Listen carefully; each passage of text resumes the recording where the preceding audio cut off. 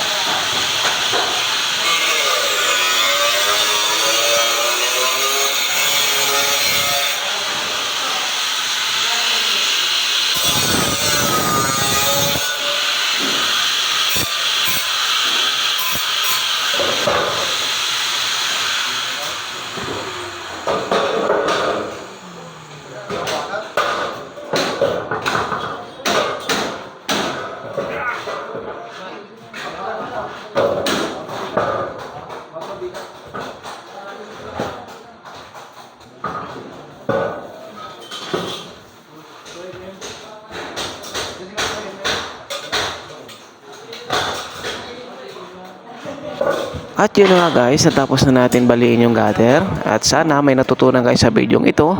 At huwag mong kalimutan mag-like at i-share mo na rin para mas marami pang makakaalam at makakita sa video ito. Thank you so much!